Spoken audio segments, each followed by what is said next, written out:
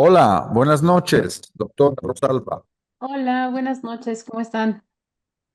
Muy bien, ¿y usted? Bien, bien.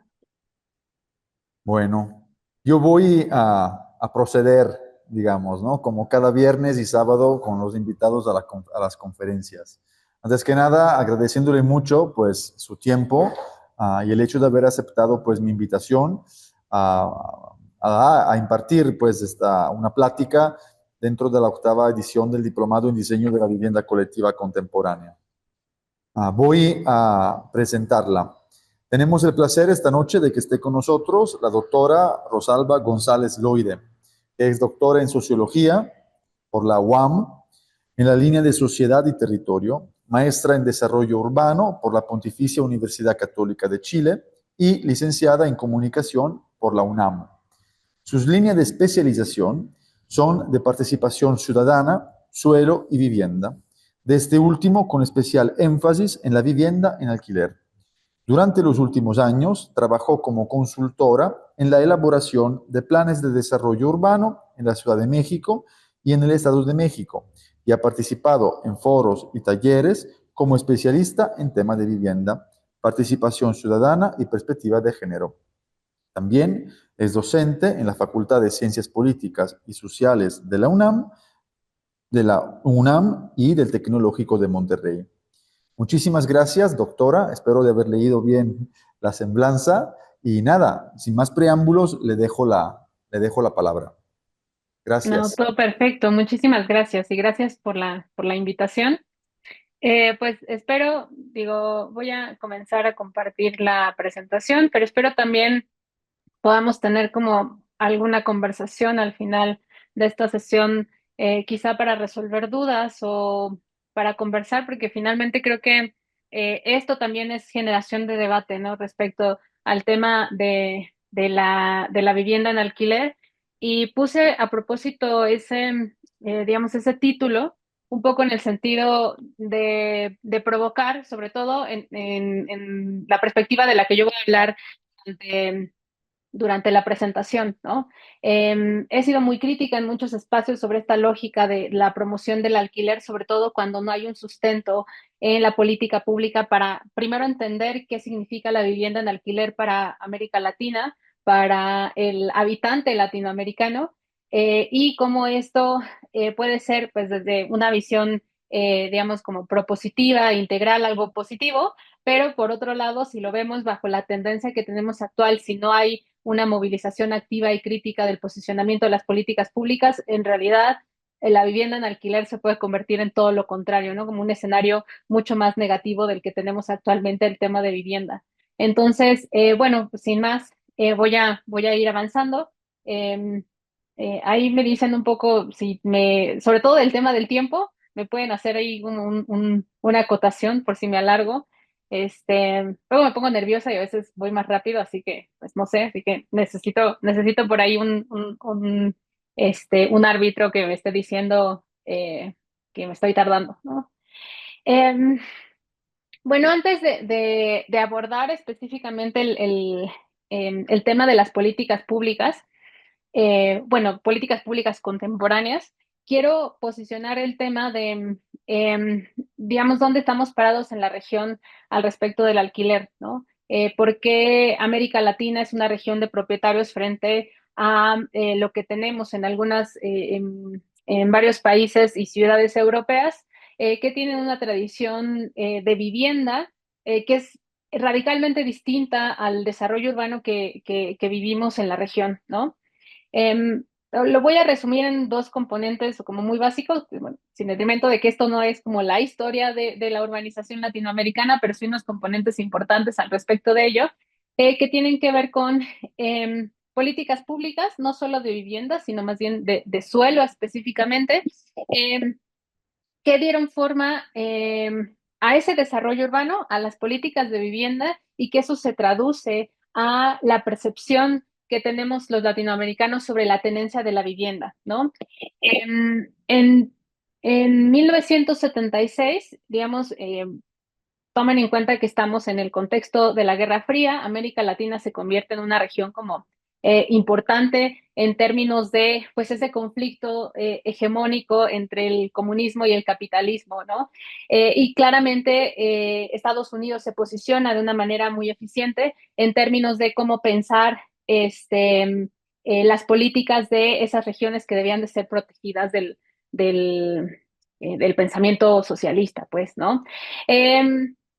En este contexto, bueno, ONU Habitat hace un planteamiento relevante que para el caso latinoamericano es muy importante porque se construyen muchas políticas públicas a raíz de este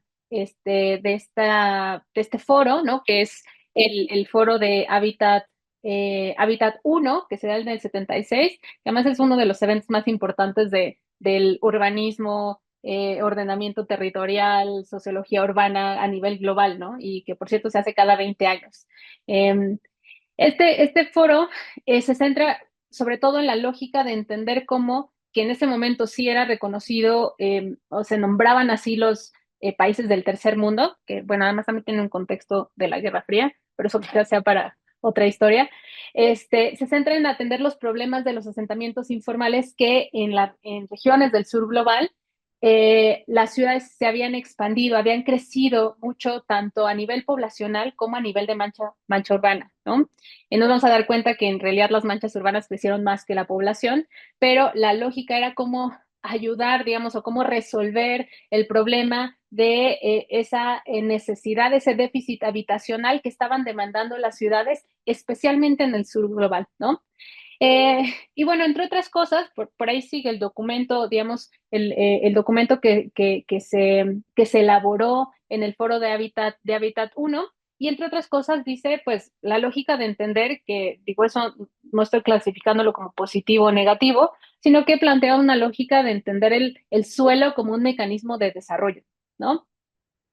Y dentro de esa idea de entender el suelo como mecanismo de desarrollo, o sea, de introducirlo como parte de un componente económico de los países, propone, sobre todo en el crecimiento informal que tenían una parte importante de las ciudades y de las metrópolis, repito, no solo en América Latina, sino en otros países del sur global, también en el caso de varias ciudades en el continente africano, es pues básicamente formalizar, o sea, introducir al sistema formal los asentamientos informales, ¿no? Ya digo, con la salvedad de aquellos pues, que estuvieran en zonas de riesgo, etcétera, es decir, aquellos que no podrían formalizarse por cuestiones estructurales o de vulnerabilidad. Eh, los otros sí podían, digamos, entrar a este sistema. Y quizá los ejemplos más radicales que tenemos en América Latina de esta región son el caso mexicano y el caso peruano, ¿no? Esto, digamos, entendiendo un poco de todo el aparataje y toda la infraestructura, el trabajo que ya generaron, que pudo haber sido, y bueno, en el caso mexicano y peruano sigue siendo así, a través de la gestión, ¿no? De la autogestión y la existencia, hay que decirlo, de organizaciones, digamos, paraestatales que gestionan el suelo de manera informal, ¿no? Y paralela, digamos, como en la línea de lo legal en algunos casos y con estas relaciones con el Estado, pero informales, ¿no? El caso mexicano con Antorcha Campesina y el caso peruano con Sendero Luminoso, ¿no? Entonces, digamos, viene aquí un proceso muy importante en donde una parte importante de la población migrante que llega a tomar suelo no urbano, ¿no? Se convierte automáticamente en propietaria a partir de estos procesos de formalización de asentamientos informales, ¿no? Porque es una lógica pues, de capitalizar el esfuerzo, decir, bueno, ya llegaste ahí, ¿no? Ya estás en esa zona, adquiriste recursos bajo sistemas de autogestión, bueno, ahora vas a ser propietario y eso obliga a los gobiernos a pues dotar, no solo, o sea, no es solo la formalidad, sino de dotar de recursos de acceso a los servicios básicos y bueno, eso también le da derecho a cobrar impuestos, ¿no? Que es un punto importante y en el caso mexicano, pues también votos, ¿no? Que es un componente importante al respecto. Entonces, traigo brevemente estas manchitas para que vean de 3 ciudades latinoamericanas, Ciudad de México, Santiago, Sao Paulo, con algunas salvedades específicas en estas ciudades, pero sobre todo importante que vean como el espacio del crecimiento de las manchas urbanas como en el periodo, sobre todo después de la Segunda Guerra Mundial, ¿no? Que tiene que ver, bueno, con otros componentes político-económicos, pero este proceso de formalización se convierte en un componente importante, uno de los dos grandes modelos de formalización de vivienda que le da este carácter de la facilitación de ser propietario a una población que no podía acceder primero a suelo formal y claramente a vivienda formal, ¿no? Eh, ay, y el segundo modelo importante, que ahí le podemos echar la culpa a los chilenos, pero se los dejamos pasar porque nos dieron a 31 minutos y a los prisioneros. Así que pues les perdonamos esa, aunque no sé qué tanto. Este, el segundo modelo que también tiene que ver con este contexto de la Guerra Fría y, digamos, esta promoción y digamos, como estructura del pensamiento neoliberal, ya más como estructurado, durante dictadura, con, con una participación importante de un grupo de economistas que se formaron en Estados Unidos para, digamos, para implementar el modelo neoliberal, pues llevan estas ideas a Chile, ¿no? Con el contexto de la dictadura, con Pinochet, en donde efectivamente se podía llevar a cabo este instrumento y formulan lo que sería la base de la política económica del gobierno militar. Entre otras cosas, bueno, está como, pues, digamos, las bases político-económicas del pensamiento neoliberal. Eh, por ahí hay un documental muy interesante que se llama La doctrina del shock, que es de un libro de Naomi, se me fue el apellido, ahorita lo recuerdo, este, que habla justamente de toda esta implementación del sistema en Chile, ¿no? Y por qué las condiciones, por qué las características ahí, ¿no?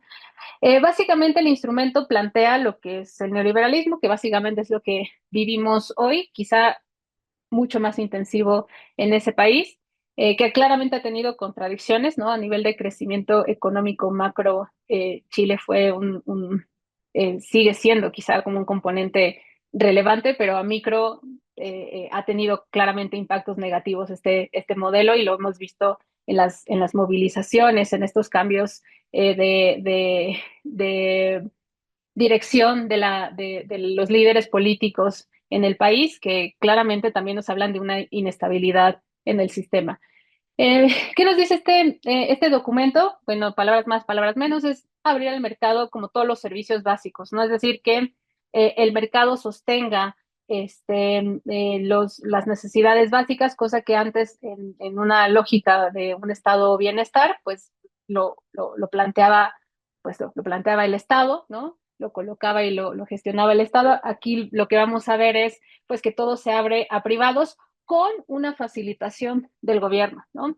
Y en este sentido, la vivienda también entra a ser eh, eh, producto de mercado y obviamente la vivienda de la población de más bajos ingresos también entra a este esquema este, de, de mercado, ¿no? El asunto es que para hacer vivienda barata, digamos, porque el mercado tradicional de producción habitacional, este, lo que produce es vivienda, generalmente vivienda media. De hecho, si vemos las gráficas de producción habitacional, es de lo que más produce el mercado, ¿no? Pero en este caso, ya con esta agenda al respecto es, bueno, ahora están obligados a producir ese tipo de vivienda. El asunto es cómo compatibilizamos la lógica de rentabilidad social y rentabilidad, perdón, rentabilidad económica para ese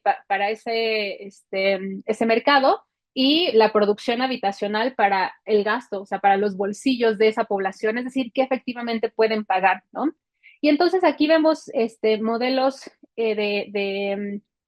promoción y de producción de vivienda, que es a partir de, repito, el Estado se convierte en un facilitador de estos esquemas y entonces producen esta lógica que vamos a ver en el caso mexicano quizá mucho más intensivo y quizás está más violento que el caso chileno, que es pues básicamente abrir las zonas de urbanización porque el suelo es más barato en las periferias, en las zonas más alejadas de los centros urbanos, de los centros de trabajo, digamos, las zonas en donde la gente suele realizar una parte importante de la vida productiva en el contexto de uno. Entonces, ese suelo que es más barato, digamos, a partir de la normativa, se amplía, ¿no? Y entonces hay procesos en el caso chileno, digamos, esta implementación de la reducción del déficit habitacional, que tiene un componente muy cuantitativo, que es lo que vimos sobre todo en el caso mexicano, en los gobiernos panistas, que es,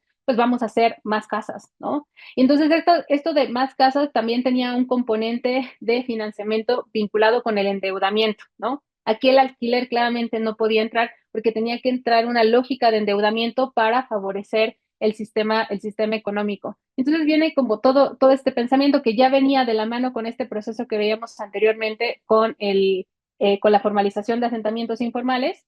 Lo que vamos a ver acá es este modelo, ¿no? Pues no importa cómo, pero a lo que tienes que llegar es a la casa propia, ¿no? Y ahí ponía la frase de lo de eres clase media si tienes casa propia, no importa que sea una casa no sé, a 30 kilómetros de tu lugar de trabajo en donde tengas que hacer 3 horas o que tenga una calidad precaria porque es una vivienda ubicada en un asentamiento informal, sino que, digamos, te da como, digamos, hay una lógica, un pensamiento de seguridad sobre la propiedad de la vivienda. ¿No? Incluso mucho más que el alquiler, aunque ahorita vamos a ver el alquiler en el caso latinoamericano tiene otras características, ¿no?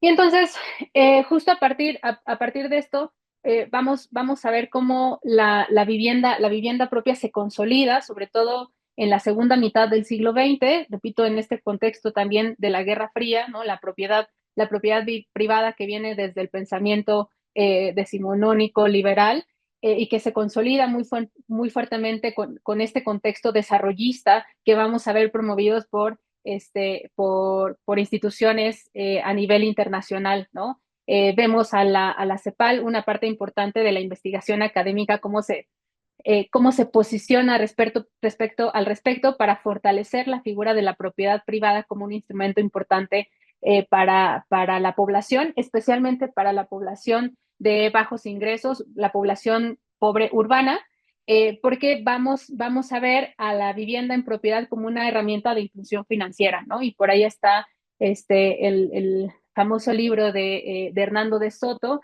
del otro sendero, haciendo referencia justamente al sendero luminoso, en el caso peruano, y se refiere un poco a esta lógica de que cuando los pobres urbanos se vuelven propietarios de la vivienda, pues comienzan, primero, son susceptibles, digo, cosa que por cierto no ha pasado ni en Perú ni en México, pero bueno, la lógica era que serían susceptibles de acceder más fácilmente a créditos o una participación financiera más bancarizada, ¿no? Porque, digamos, tenían algo que movilizar en el mercado que sería el suelo y su vivienda, ¿no?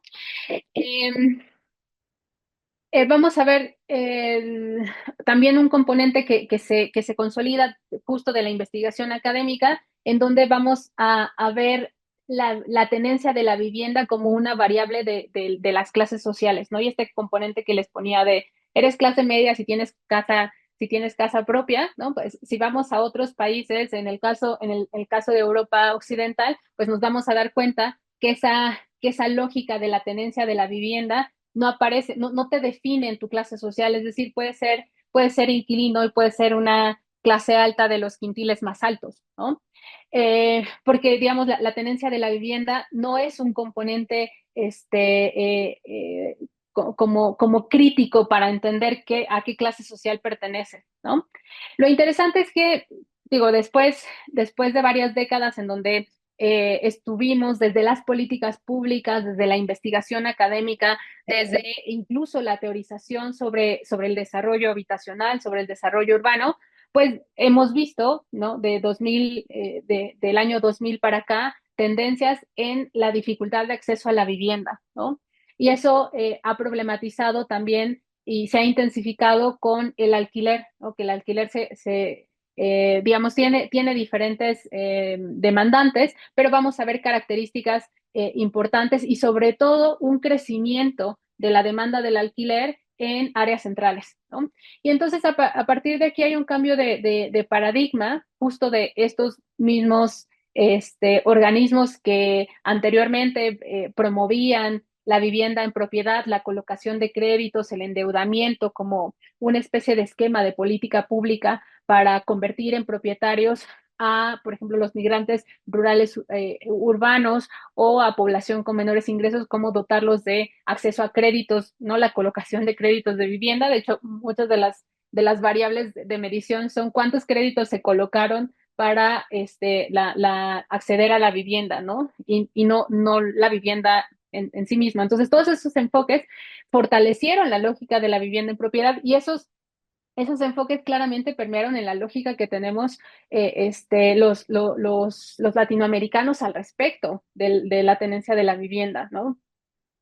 Por ahí, por ahí en mi investigación doctoral desmitifico algunos de los argumentos sobre todo muy del mercado inmobiliario sobre que los jóvenes, ¿no? Las generaciones más jóvenes, la generación Z quizá y en menor medida los millennials, ya no quieren vivienda propia porque prefieren invertir en educación, en viajes, en cafés de Starbucks, pero en realidad es que no es que no quieran, sino es que asumen que no pueden, ¿no? Y entonces se establecen otras estrategias. Pero, digamos, el pensamiento latinoamericano sobre la vivienda en propiedad como el deber ser de la trayectoria de vida sigue estando muy instaurada, ¿no? Eh, Pese a eso, pues ha habido, en el caso de estos organismos internacionales, pues ya ha habido una necesidad de cambiar el paradigma sobre la promoción de la vivienda en propiedad y comenzar a visualizar otros tipos de tendencias, que es, eh, diría que es nuevo, pero por lo menos en el caso de la investigación que he estado llevando a cabo ya hace varios años, la promoción de la vivienda en alquiler se comienza a hablar desde el 2010 y me parece que hay un punto de inflexión importante a nivel latinoamericano cuando el Banco Interamericano de Desarrollo comienza a decir, bueno, ¿y qué tal si vemos, o sea, con todas las problemáticas que tenemos al frente, qué tal si vemos estos otros tipos de tenencia, ¿no? Y comienza a hacer investigación muy de manera incisiva sobre el alquiler, ¿no? Y por ahí publica 3 libritos que me parecen relevantes, todos muy alineados bajo la misma estructura, unos con datos más específicos, con características sobre la vivienda en alquiler, sobre mecanismos o herramientas para promover la tenencia en alquiler en América Latina. Y bueno, ahí entre otras cosas, pues nos hablan de que la vivienda en alquiler en los últimos años tiene mejores características que la vivienda propia, sobre todo en periferia, en el caso de las grandes ciudades latinoamericanas, ¿no? Esto es interesante porque lo que nos dice también es que las mejores condiciones, la vivienda de las áreas centrales, las zonas urbanizadas, los mejores equipamientos, generalmente están en la tenencia en alquiler, ¿no? Habría que cuestionarnos un poco eso, ¿no? Que quiere decir que la vivienda en alquiler en el suelo mejor localizado, pues es mucho más susceptible de ser movilizado como capital, ¿no? Que como una forma de habitación, ¿no? Y esto es importante para las políticas públicas. Eh, otro mito al respecto del alquiler es que, y que está también un poco acá, creo que lo he oído, pero me parece que es otro mito importante, es que el alquiler es cada vez, digamos, cada vez las personas de los ingresos más altos, pues deciden rentar en alquiler porque es más eficiente, ¿no? Y no los ata a un lugar y pueden cambiar como la configuración de la vivienda dependiendo de la evolución de la familia, ¿no? Y eso es parcialmente cierto, ¿no? Pero no lo es para los quintiles más bajos, ¿no? Aquí les traigo el porcentaje de tenencia en cambios 2020-22 con datos de la CEPAL, ¿no? De la CEPAL-Stad, que tiene información estadística de no todos, pero casi todos los países de América Latina. Y entonces ahí obtuve en promedio un poco para comparar los porcentajes de tenencia, de tipos de tenencia que tenemos en la región, ¿no? Hasta abajo van a ver a los inquilinos, el quintil 1 es el de los ingresos más bajos y el quintil 5 es el de los ingresos más altos. ¿Qué nos dice esta gráfica? Palabras más, palabras menos, que ese argumento de que las clases más altas, o sea, los ricos están prefiriendo más el alquiler, es, pues no es de todo cierta, ¿no? De 2000, perdón, a 2022, en realidad este cambio de selección de las clases más altas por la vivienda en alquiler no ha cambiado tanto. Y sin embargo, quienes sí han cambiado y quienes no es que hayan preferido el alquiler, sino que seguramente ha sido la opción que les queda porque no pueden acceder a créditos o porque la vivienda que les ofrece el Estado no satisface las necesidades de la vivienda de esa población, son de los quintiles más bajos. Es decir, las personas que tienen menores ingresos es el sector en donde más ha aumentado el alquiler, ¿no? Eh, Ahora ya poníamos el contexto latinoamericano, vamos a ver dónde está México. Me queda media hora. ¿Dónde está México respecto al alquiler? Un poco en este escenario que veíamos sobre esta promoción de la vivienda propia, pues efectivamente hubo una disminución importante del sector inquilinario, sobre todo a finales del siglo pasado, ¿no? Si en 1920 una parte importante, la mayor parte de la población era inquilina, pues a finales del siglo ya habíamos desaparecido el sector y también las fuerzas de movilización social sobre el sector inquilinario, ¿no? En el caso de la Ciudad de México, por ejemplo, el tema del terremoto del 85 también fue un golpe muy duro para el sector inquilinario porque lo que hizo fue también convertir en propietarios a algunos de los inquilinos que habitaban en la centralidad y que tuvieron, vamos a llamarle la suerte de ser sujetos de políticas públicas, algunas veces en la periferia y en otros casos en zonas de reubicación cercanas al centro histórico, ¿no? Eh, pero aquí quiero un poco poner sobre la mesa un tema que es relevante para todo este fenómeno, que son los datos, ¿no? Les hablaba de la crítica sobre cómo identificar o cómo se posiciona la construcción de variables, por ejemplo, para definir la pobreza o para definir la clase social, ¿no? Y uno de los componentes relevantes es el tema de la tenencia. Hoy, simplemente como dato, creo que lo he dicho en otros espacios, y una disculpa si ya lo han escuchado de mi parte, pero me parece muy relevante, es que en el censo de 2020 podemos tener a nivel manzana si las viviendas cuentan con consolas de videojuegos, pero no podemos tener a nivel manzana el tipo de tenencia, ¿no? Porque eso se fue al cuestionario ampliado y quiere decir que esa información solo podemos acceder de manera eficiente, o sea, sin ir a hacer proyecciones que pues tienen muchos sesgos de la información, de manera eficiente a nivel alcaldía, ¿no? O sea, y digamos, es crítico porque claramente en ciudades metropolitanas como Guadalajara, como Ciudad de México, como Monterrey, o zonas turísticas con un crecimiento inmobiliario importante, pues no podemos comparar o no podemos dimensionar con las mismas características a zonas, en el caso de la Ciudad de México, como Tepito o Polanco, que están en la misma ciudad, pero que tienen incidencia distinta dentro del territorio, ¿no? Entonces es crítico ahí esa parte. El tema de los datos de tenencia de vivienda, pues ha evolucionado, ¿no? Originalmente, los 50 se preguntaba literalmente si la casa era propia o no, justo para diferenciar, no, o sea, no la tenencia en alquiler, sino para justificar o consolidar la lógica de la propiedad de la vivienda que se habitaba, ¿no?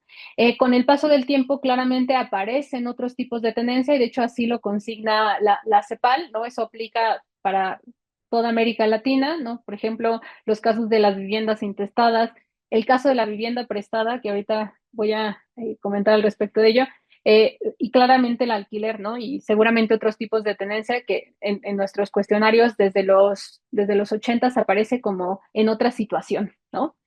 Esto repito, es importante porque los datos, ahorita les voy a poner una comparativa de la suma de la vivienda prestada y rentada y solo la prestada, perdón, solo la rentada, para ver cómo entendemos la incidencia de esas formas de tenencia de vivienda en el país, ¿no?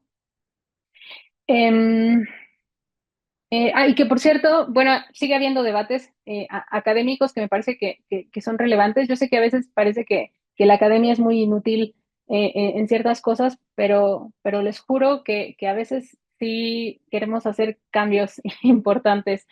En este caso, simplemente como dato, ahí la pregunta que se hizo en 2020 sobre el cuestionario ampliado en términos de tenencia de la vivienda, un porcentaje, el 25% de los que respondieron que la vivienda era prestada, respondieron además pagar un monto por esa vivienda prestada. Es decir, que un porcentaje importante que habría que identificar, ¿no? De la vivienda clasificada como prestada también está en alquiler, ¿no? Solo que no está consignada así, ¿no? Y que ahí tiene que ver con pues sí, estas lógicas que entendemos sobre pues no sé si quiero decir si esta vivienda está prestada o está rentada, ¿no? De cómo se formulan las preguntas. Y esto es muy importante para la vivienda en alquiler, sobre todo para entender estos mecanismos de tendencia, ¿no?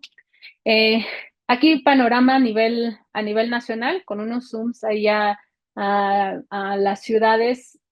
Bueno, quizá me falta Tijuana, que es una de las zonas también críticas de alquiler, pero de las grandes metrópolis o áreas turísticas que tienen mucha incidencia de alquiler a nivel nacional, ¿no? Que es el área metropolitana de Guadalajara, en Quintana Roo, ¿no? Que por cierto el municipio de Solidaridad es el que tiene mayor porcentaje de alquiler a nivel país y claramente la zona metropolitana del Valle de México, ¿no? Especialmente en las áreas centrales, con mucha incidencia en Cuauhtémoc, la Benito Juárez y Miguel Hidalgo.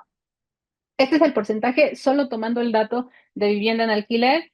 eh, y otra vez como con el asterisco de que esto se recogió a partir de un muestreo y no del censo, cosa que me parece terrible, ¿no? Entonces, esperemos, y yo estoy ahí como gritando todo el tiempo en todos los lados a donde voy para que en 2030 ese levantamiento se haga a nivel censal, ¿no?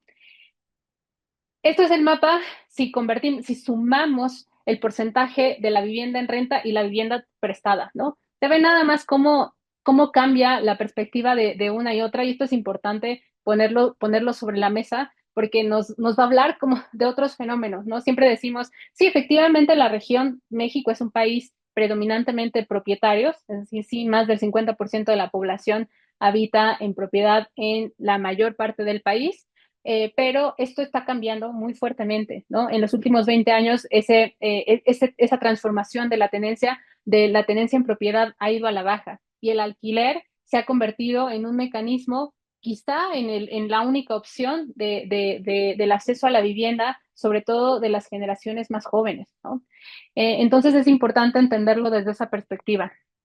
Entonces, ahí vemos que todo esto que les mostraba como incidente, pues es todavía más fuerte y aparecen algunos componentes importantes. Nada más como dato, en vivienda en alquiler en México, son tres grandes tipos de ciudades: las zonas turísticas con mucha incidencia, ¿no? En el caso de Jalisco, Puerto Vallarta; en el caso de Quintana Roo, les hablaba de Solidaridad. Otro punto son las ciudades fronterizas, muy, muy, muy, de manera muy incidente en Tijuana, ¿no? Que tiene que ver con los procesos migratorios, ¿no? Y lo que hace el alquiler en esos procesos migratorios.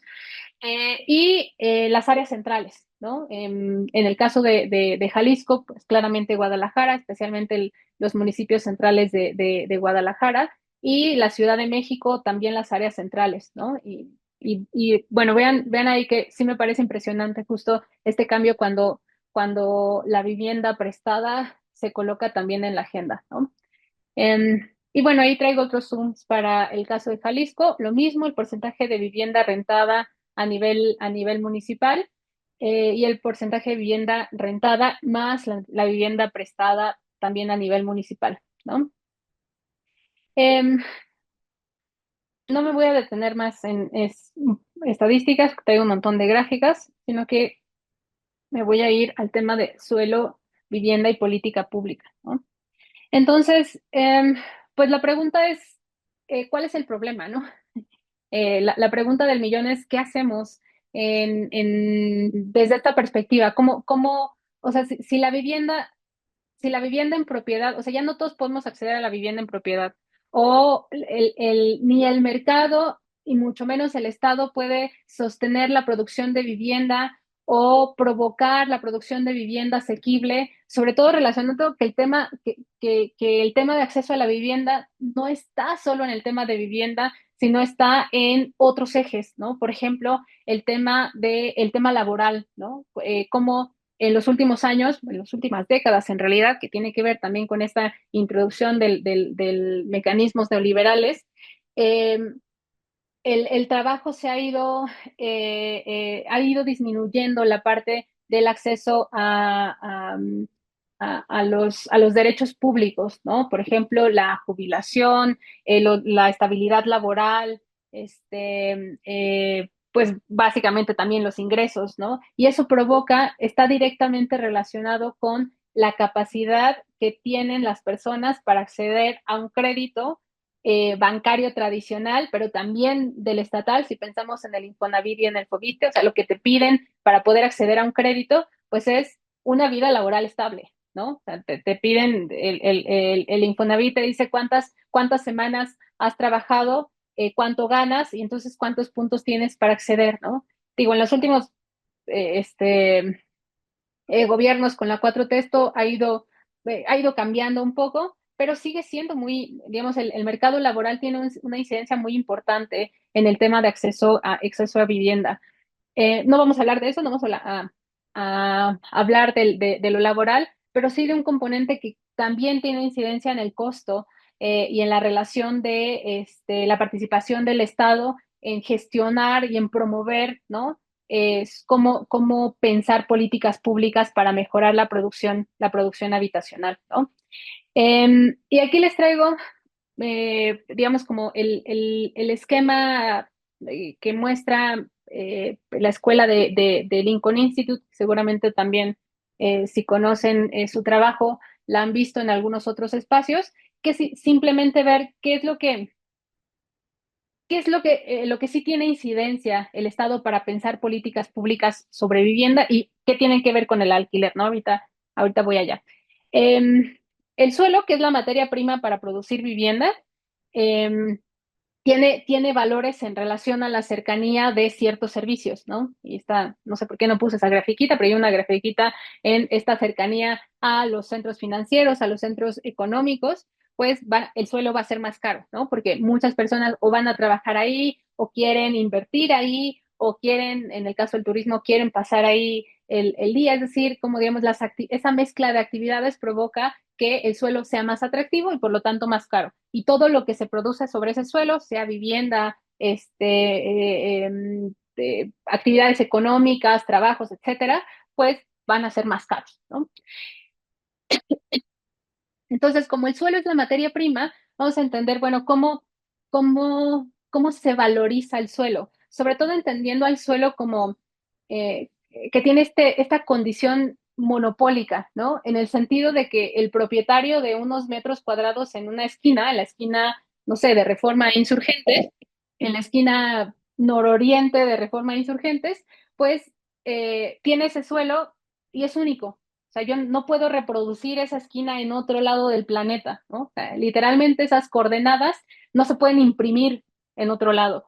Entonces, esas características, esa característica y reproductibilidad del suelo, pues tiene unos componentes, sobre todo cuando se traducen en los mecanismos de mercado, que pues se intercambian por esos valores. Vamos a entender o cómo explica Smolka a partir de Furtado esta producción de valor que eh, en otros contextos llamaríamos plusvalía, pero luego a la gente le asusta llamar plusvalía, vamos a llamarle como aumento de valor, ¿no? Incremento de valor.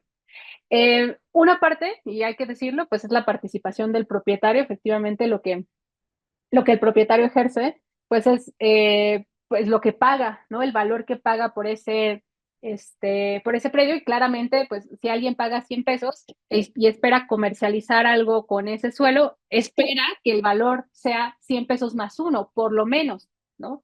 Y entonces, digamos, vamos a otorgarle ese valor al esfuerzo del propietario, lo que pagó, lo que intercambió por ese suelo. Pero vamos a tener otros componentes que son de agentes externos, es decir, son esfuerzos en donde el propietario no interviene y que sí interviene en el aumento de valor del suelo, ¿no? Ojo, este esfuerzo del propietario, estoy hablando del suelo, no de lo que se produce sobre él, ¿no? No estoy hablando de la producción de casitas, de edificios, de rascacielos, no, estamos hablando del suelo, únicamente del suelo, ¿no? Estos tres componentes, ¿no? Con actores externos, están divididos en los privados y en los públicos, ¿no?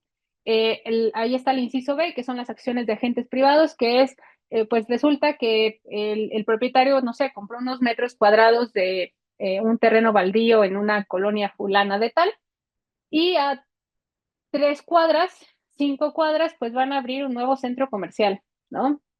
Entonces, el suelo, sin esfuerzo del propietario, sin que el propietario haya decidido absolutamente nada, el suelo se valoriza, ¿no? Es decir, este terreno baldío ahora vale más porque un agente privado implementó algo en un radio cercano que va a impactar, ¿no? Las interacciones que se generan alrededor de ese suelo, ¿no? Y bueno, y el propietario puede, claramente, no puede, más bien se favorece de ese incremento de valor. Ahora ya no, ya puede transaccionar o negociar ese inmueble que compró en 100 pesitos, pues ahora ya puede duplicar, ¿no? Su valor, ¿no? Dependiendo de las características del mercado. Y otros dos componentes que son el C y el D, que son los cambios de derecho de desarrollo y las inversiones en obras públicas, ¿no? Estos son agentes públicos, es decir, es el gobierno haciendo, por ejemplo, mejorando, ampliando la infraestructura de transporte, ¿no? Colocan una estación de metro, una estación de sistema de bici pública, mejoran un parque, lo que sea. Bueno, todas esas inversiones que se dan a partir de la inversión pública, ¿no? Es decir, lo que pagamos con nuestros impuestos, pues también favorecen a ese incremento de valor. Y entonces, ahora voy con el tema del alquiler. Eh, Muchas veces vamos a ver en la oferta de alquiler, que además es por esa característica tan movible, a diferencia de la vivienda en propiedad, el alquiler permite ajustar mucho más estas características de la valorización del suelo, porque la vivienda en alquiler se puede actualizar de una manera más pronta a las características del mercado. Es decir, ustedes van a ver la oferta de vivienda en alquiler, cómo está cercana a la estación de metro fulana de tal, o cercana al centro comercial X, ¿no? O cerca de avenidas fulanas de tal, ¿no? Las avenidas bien conectado, ¿no? Entonces, todos esos elementos que no forman parte del esfuerzo del propietario se capitalizan para colocarlo en el valor, ¿no? En el valor que pues, nos cobran a todos como inquilinos e inquilinas, sobre todo en centralidades urbanas, ¿no? Entonces, estos componentes en donde el gobierno tiene incidencia gubernamental en el incremento de valor, pues sí podríamos pensar en mecanismos de movilización de esos aumentos de valor, ¿no? Es decir, no demeritar el esfuerzo del propietario, eso es importante ponerlo sobre la mesa, es decir, no estamos hablando de mecanismos expropiatorios comunistas en donde no puedes tener dos casas. Claro que se puede invertir, pero hay que entender que esa riqueza que genera la ciudad puede ser redistribuida de manera eficiente, ¿no? Entonces podemos pensar en mecanismos para recapturar esa parte de aumento de valor para, pues no sé, por ejemplo, producción de vivienda asequible o promover los mecanismos o ese incremento de valor, colocarlo en la mejora de un contexto inmediato para producir más vivienda social, qué sé yo, ¿no? Vamos a ver algunos ejemplos y ya voy cerrando, lo prometo. Eh, Tenemos ejemplos en todo el mundo y también traigo ejemplos latinoamericanos.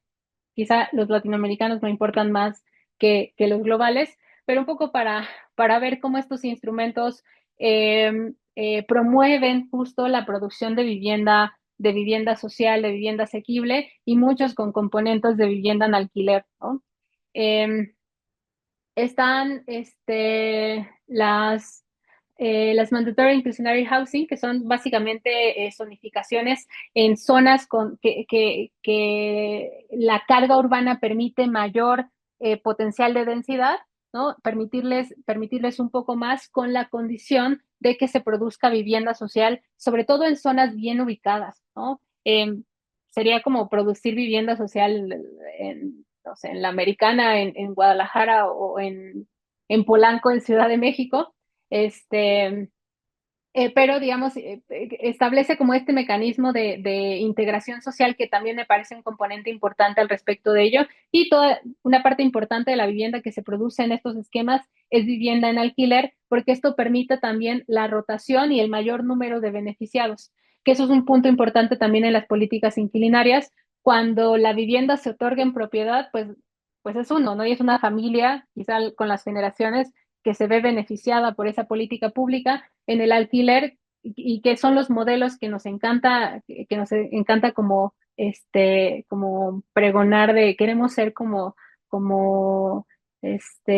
Austria, ¿no? Con sus modelos de vivienda en alquiler, o como Nueva York.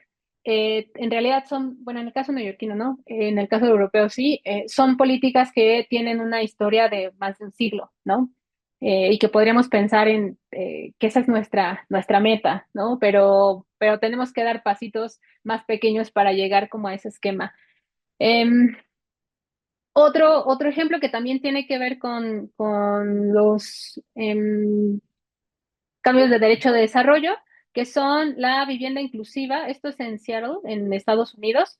También es aumento de niveles y unidades de vivienda, es decir, le decimos a los desarrolladores que sí pueden producir más, con la condición de que produzcan un porcentaje de vivienda asequible en esas unidades, ¿no? Y en esos casos, una parte importante de la gestión de la producción de esa vivienda se da para vivienda para estudiantes en ciudades que están vinculadas con en zonas universitarias, ¿no? Que parece también un contexto, y además también es sigue siendo rentable para los desarrolladores, y el gobierno puede como tomar una parte de esa vivienda que además se gestiona de manera gubernamental.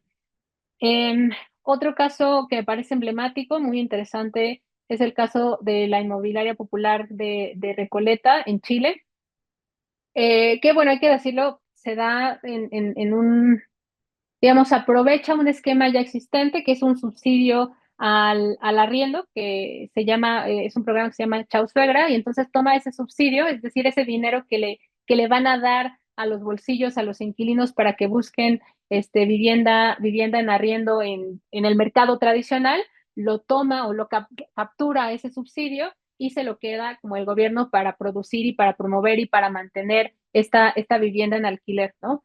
Este, aquí es importante decir que el gobierno local, que es el gobierno comunal, que sería como el gobierno municipal, el equivalente al municipio en Chile. En el caso de Santiago es una zona muy bien ubicada, está al norte de la comuna central de Santiago, Santiago Centro, o sea, es una zona muy bien ubicada de la capital chilena.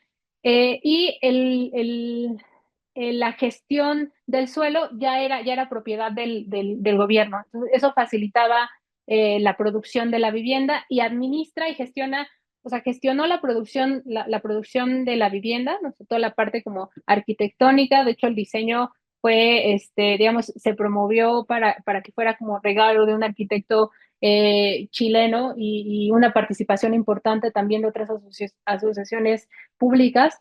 Y la gestión de los inquilinos la sigue llevando a perpetuidad el gobierno local, ¿no?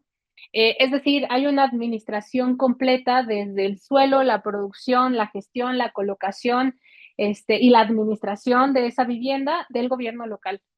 Digo, hay que decir pues, que esto implica como sí, un panorama muy amplio para el gobierno. Digo, esto lo vemos a una escala pequeñita, que quizá uno de los debates es cómo implementar esos modelos en el modelo mexicano, o sea, sobre todo pensando que Chile debe tener por ahí de 19 millones de habitantes, y pues en México estamos en los 130, ¿no?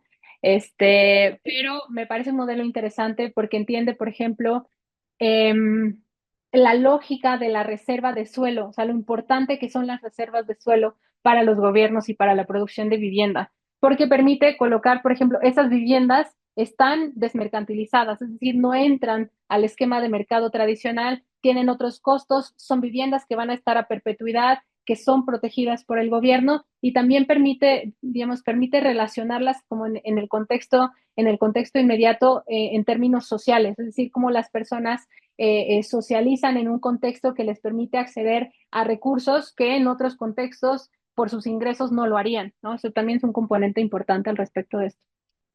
Eh, otro modelo que me parece muy interesante es el caso de Curitiba, que también es con lógica base suelo, que es la compra de derechos de desarrollo. Lo interesante de la ciudad es que tienen este planteamiento de que la ciudad, todo el CUS es de uno y todo lo que quieras hacer arriba de eso, hay que comprarlo, ¿no? Claro, la ciudad tiene una zonificación para qué tanto puedes comprar, ¿no? Dependiendo de la carga urbana de la zona, lo que te permita, ¿no? Pero eso es interesante porque ya no tenemos este planteamiento que es muy mexicano, como de, pues, si te tocó la suerte, ¿no? Si el plan de desarrollo te bendijo, básicamente, la normatividad es de 2 niveles o de 6, ¿no? Digo, claramente esto no es como bendición, tiene que ver con la infraestructura, con las vialidades, con la carga de los servicios, etcétera, pero digamos, ya no es un regalo, ¿no? Ya es, si quieres desarrollar, tienes que pagarlo, ¿no? Y eso es importante porque una parte de esta lógica tiene que ver con la función social de la propiedad, ¿no? Algo que a pesar de que está en nuestra constitución a nivel federal y en muchas constituciones en las entidades en México, es un debate que nos cuesta mucho entender, ¿no? Es como que función social de la propiedad, que por cierto ahí subyace la lógica de la expropiación, que es como, pero ¿por qué social si es propiedad privada, ¿no? ¿Quién se mete con la propiedad privada? Bueno, pues hay mecanismos que entienden que esas decisiones de cómo ejercemos el derecho de propiedad privada tiene un impacto en lo público, ¿no? Y este ejemplo me parece interesante, muy interesante al respecto. Eh, el caso colombiano, que tiene mecanismos también de distribución de movilización de plusvalías, que es la contribución por mejoras a través de grandes proyectos urbanos, por ejemplo, que es pues la intervención de infraestructura, caminos, vialidades, transporte público, etcétera, en donde se pueden hacer cobros progresivos sobre ese incremento de valor, ¿no? Es decir, no te cobro de una, sabemos que se va a valorizar el suelo en donde tú tienes o habitas o tienes suelo sin producir y entonces pues te voy cobrando esos incrementos de valor que claramente van a tener pues una derrama en el mercado, ¿no? Que otra vez, repito, en el caso del alquiler es mucho más fácil movilizar y aumentar, sobre todo en mecanismos desregulados, ese incremento de valor de manera, vamos a decir, a cuentagotas, entre comillas, pero es mucho más incisivo, sobre todo, y violento, sobre todo si lo pensamos desde la perspectiva de los inquilinos, ¿no? Entonces, bueno, les traigo muy brevemente y escuetamente esos instrumentos de herramientas de plusvalías. Por ahí los invito a que le echen un ojo a la página del Lincoln Institute porque está como muy detallado y tienen muchos documentos que están de acceso libre sobre cómo pensar, ¿no? en mecanismos de recuperación de plusvalías. Yo me enfoqué mucho a los que estaban dirigidos y relacionados muy íntimamente con el tema de alquiler, pero bueno, para que vean que es posible, sobre todo esos dos cajoncitos en donde el gobierno tiene incidencia en el aumento de valor del suelo, pues que sí puede hacer, ¿no? O que sí podemos hacer también de manera colectiva al respecto de ello. Entonces, ya para ir cerrando, eh, como conclusiones, pues primero reconocer que la relación o esto que entendemos en el fenómeno de alquiler como una relación entre privados, ¿no? Entre el propietario y el inquilino, que hacen un acuerdo y uno le cede un espacio, en realidad es mucho más complejo, ¿no? Interviene la lógica de esta historia que veíamos sobre los sobre la lógica de la propiedad privada, tanto de la perspectiva de los inquilinos como de los propietarios, ¿no? Y cómo eso hace, por un lado, que haya menos defensa en términos jurídicos, pero también en términos sociales sobre el inquilino. O sea, decimos, y pongo un ejemplo muy breve sobre el terremoto de 2017. Una parte importante de los inmuebles que se dañaron en las áreas centrales eran habitadas por inquilinos y las políticas de reconstrucción a quienes favorecieron fueron a los propietarios, ¿no? O sea, tampoco digo que estuviera mal, ¿no? Pero hubo muy poca incidencia y también muy poca movilización de los inquilinos que dijeron, bueno, pues si se dañó la casa en donde vivía, en donde rentaba, simplemente me voy a otra, ¿no? Como que no entendemos esa lógica de lo que implica el derecho a la vivienda y cómo el alquiler también se localiza en ello. Y eso, digamos, la historia, nuestro ser latinoamericano es muy importante al momento de pensar en las políticas públicas, ¿no? Y bueno, en la participación del gobierno. Eh, esta lógica también de la promoción de vivienda en alquiler permite, eh, pues, entender, ¿no? Sobre todo si problematizamos el alquiler de manera transversal con las formas de vida, las clases sociales, etcétera, vamos a ver un abanico muy amplio, ¿no? Primero, y otra cosa que siempre que la digo parece muy obvia, pero hay que ponerla sobre la mesa, es que no todos los inquilinos son no propietarios, ¿no? Vamos a ver a un porcentaje no despreciable de inquilinos que pues simplemente se cambian de vivienda así como una necesidad de localización, ¿no? Porque son propietarios en algún otro lugar y el trabajo, la escuela, pues los obliga a ser inquilinos en un espacio determinado, ¿no? Y en ese momento de vida a lo mejor no necesitan la propiedad, ¿no? Y esto es importante para las políticas públicas porque nos permite pensar en quizá desmitificar esa lógica de que las viviendas requieren esas características que además vemos o vimos durante muchas décadas donde teníamos esa forma de la familia nuclear heteronormada, ¿no? Mamá, papá y dos hijos, ¿no? Hasta como limitábamos el número de hijos y la producción y la configuración de la vivienda se daba en esas líneas, ¿no? Esos otros mecanismos nos permiten pensar, por ejemplo, el proceso de envejecimiento que tenemos en las ciudades, sobre todo en las grandes metrópolis latinoamericanas, ¿no? El promedio de edad en la Ciudad de México está, si mal no recuerdo, en los 30 y algo, ¿no? Lo que quiere decir que, sobre todo con las tendencias de baja tasa de natalidad, especialmente en las centralidades urbanas, pues vamos a tener a una población más envejecida en 20, 30 años. Hay que pensar las lógicas de la vivienda, las características de la vivienda y lo importante del tipo de tenencia, ¿no? Eh, Otro punto importante que es esta visión crítica, ¿no? No estoy aquí yo para pregonar y para promover el alquiler sin esa perspectiva, porque me parecería muy problemático decir, sí, el alquiler es la salida que tenemos sin colocar y sin poner qué es lo que implica la vivienda propia para el habitante, para el habitante promedio de las ciudades latinoamericanas, ¿no? En términos, sobre todo, de la falta de seguridad social, ¿no? Esta frase de tener en qué caerse muerto, pues la vivienda en propiedad se convierte en un componente importante, sobre todo si en el futuro los esquemas de jubilación no se ven como muy promisorios. Entonces, hay que verlo de manera crítica, ¿no? Y exigir también en estos cambios de modelo, pues que también se implementen otro tipo de mecanismos que van apalancados con el tema de la vivienda. Y entonces, pues nada más para terminar, decir que la vivienda en renta me parece que no es, o sea, no es algo que esté como una opción, sino más bien me parece más un hecho.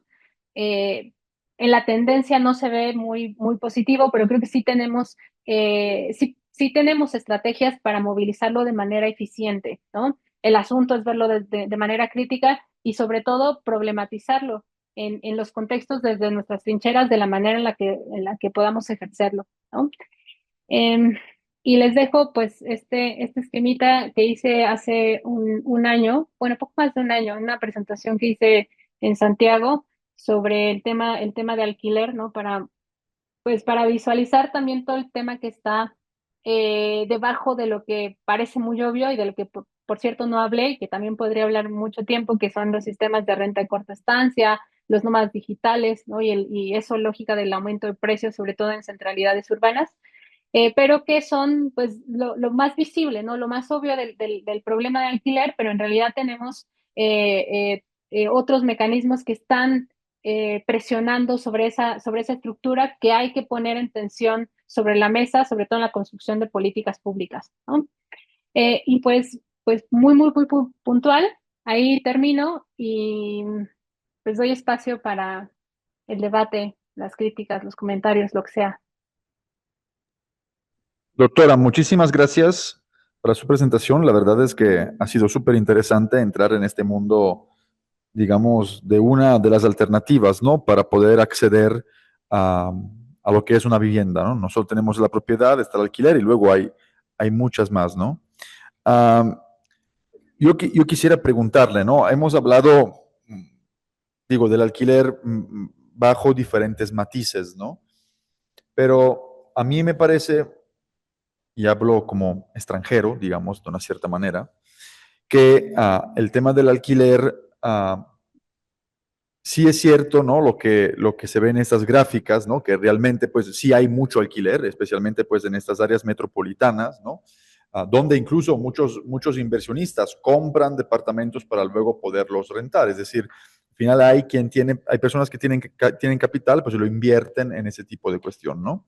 Pero a mí se me hace, y a lo mejor, digo, me estoy equivocando, posiblemente me estoy equivocando, que quien menos se cree en alquiler, pues es el poder público. Es decir, no existe una política, por ejemplo, de vivienda de interés social. Sabemos cómo funciona el acceso a ese derecho a la vivienda, que es endeúdate con un crédito, ¿no? Para poder tener una vivienda, porque nosotros como país posiblemente no la podemos ofrecer, ¿no?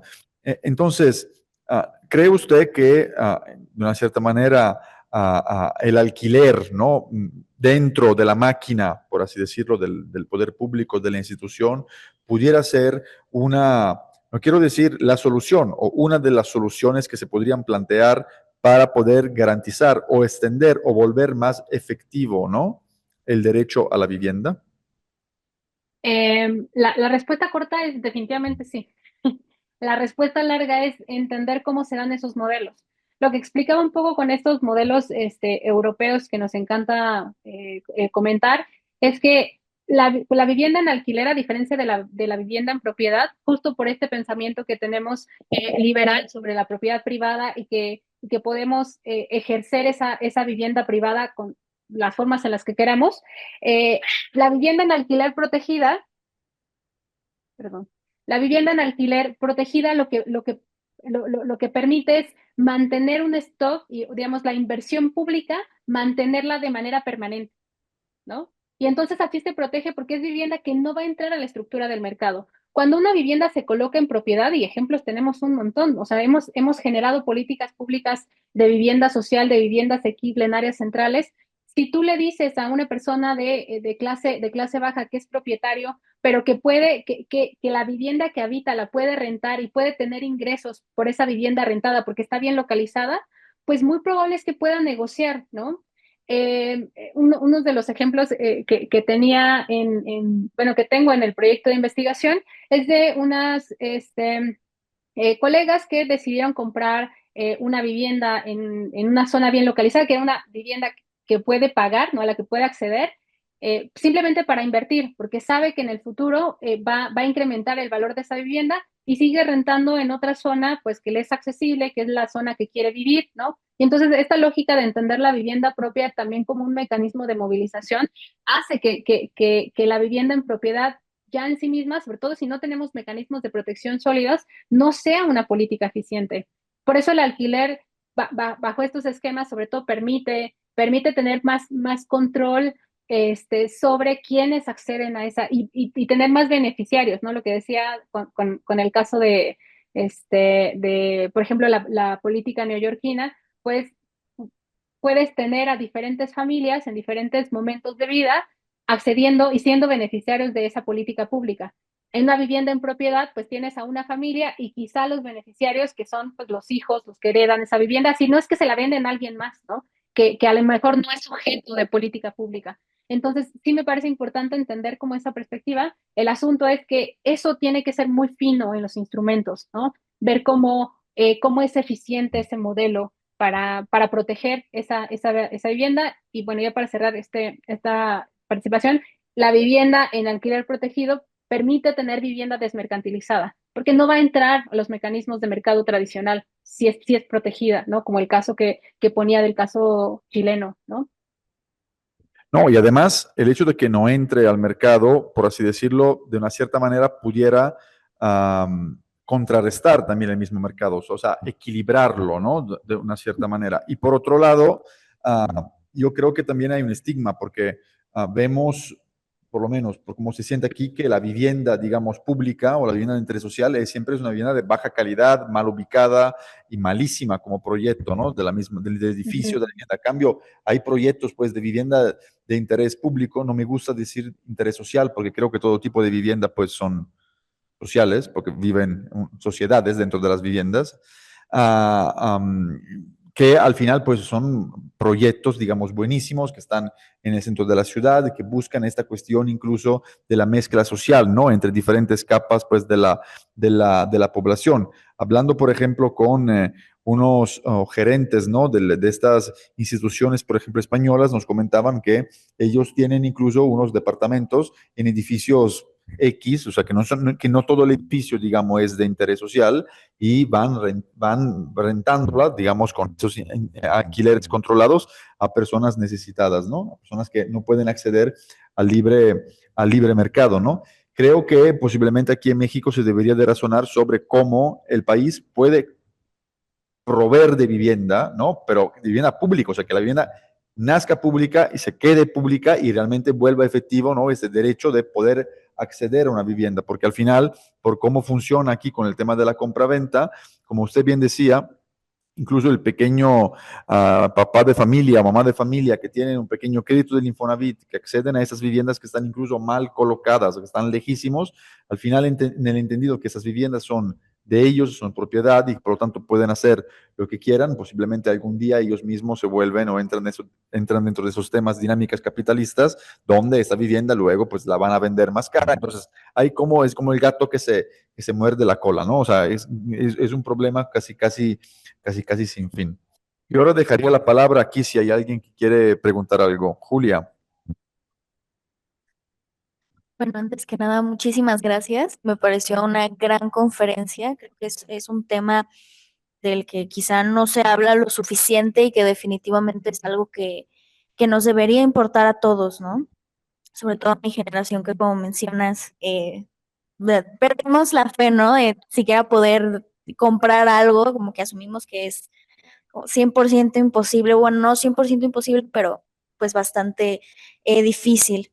Yo quería preguntarte, ya que me interesa pues seguir leyendo e investigando, si además del Lincoln Institute que mencionas, ¿tienes algún otro nombre, ya sea de autor o alguna otra institución, títulos de libros que recomiendes que hablen sobre el tema?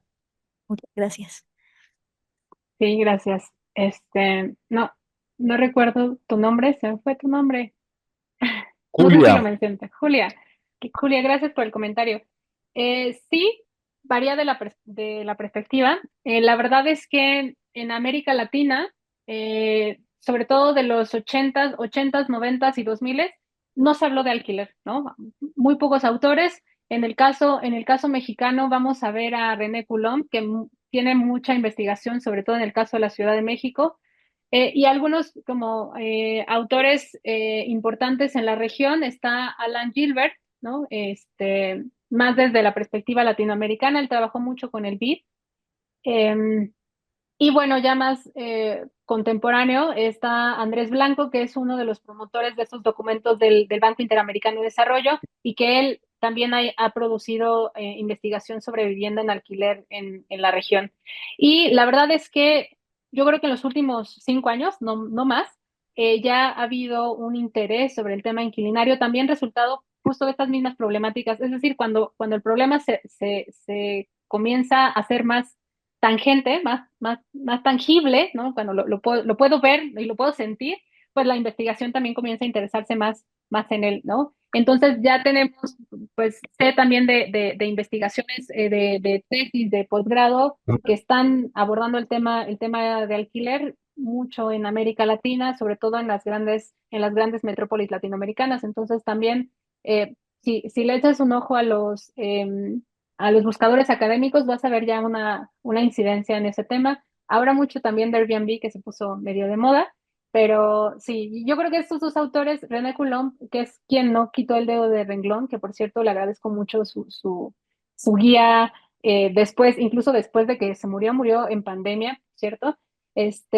Fue una de las personas que nunca soltó el dedo del renglón de hablar del alquiler como política pública cuando nadie estaba hablando de alquiler en México, ¿no? ¿Alguien más?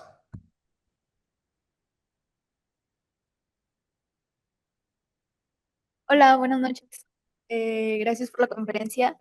Y a mí más que duda me gustaría me gustaría preguntarte eh, o sea, ¿qué opinas al respecto de todo este pensamiento, bueno, que ya tenemos arraigado culturalmente y social, que cómo nos cuesta mucho romper con este estigma de pobreza y de que si no tienes algo propio, no eres nada?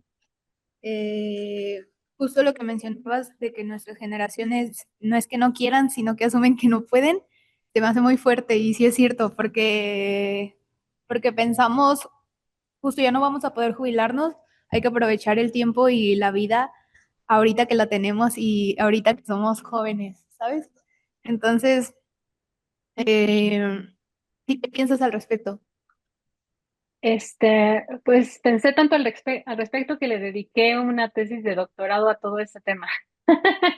Sí, toda mi investigación doctoral da la vuelta justo, porque además tenía que ser un enfoque sociológico, claro, con miras a la política pública, pero para mí es importante y es algo que tiene que estar en el centro del debate, esta lógica de arraigo, ¿no? Por qué me molesta tanto eso? Ah, pues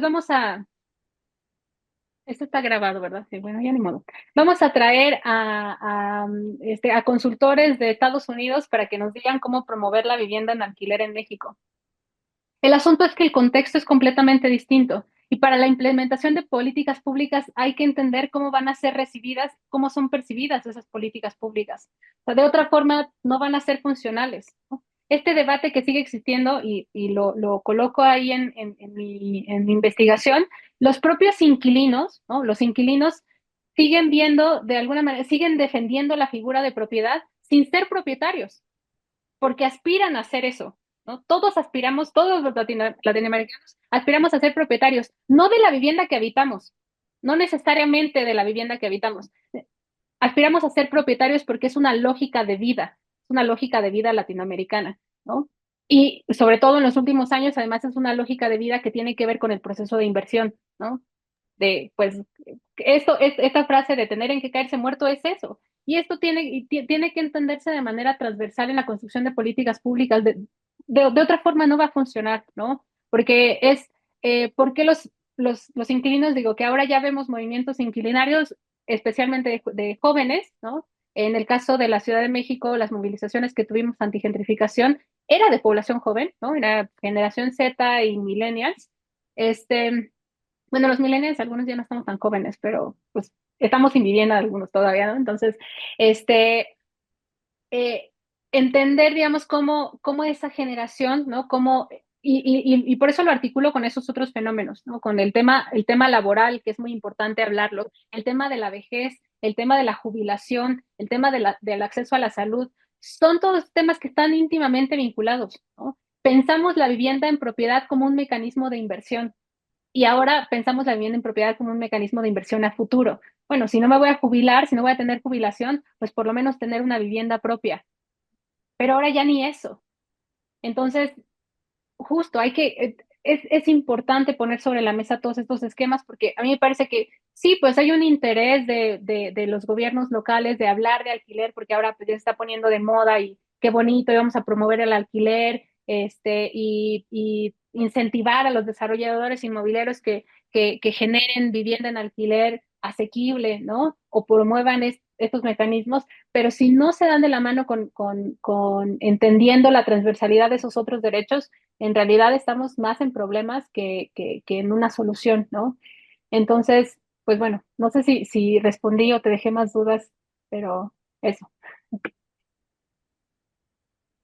Más dudas, pero por ahí va la cosa. Gracias. ¿Alguien más? Yo, Graciela, a ver, Sí, Jaime, adelante. Salva, muchas gracias por tu plática. Bueno, creo que nos has dado un punto de que México no está diseñado para la renta, o sea, para crear políticas de renta, ni que no está regularizado los precios, y que las rentas se encuentran en la periferia y muchos temas. ¿Tú crees que México o en cuánto tiempo México podría, a un estimado, de tener una buena política de renta, o si nunca la va a tener, o cuáles son tus proyecciones a futuro, o qué tenemos que Eh, hacer? no sé, no tengo idea, o sea, no lo sé. Lo que sí sé son dos cosas. Es que la tendencia en alquiler va a aumentar, ¿no? Eso no quiero decir que es natural, porque más bien tiene que ver con todas las problemáticas de mercado, tendencias económicas, políticas, etcétera. Pero la tendencia con políticas o sin políticas va a aumentar, ¿no?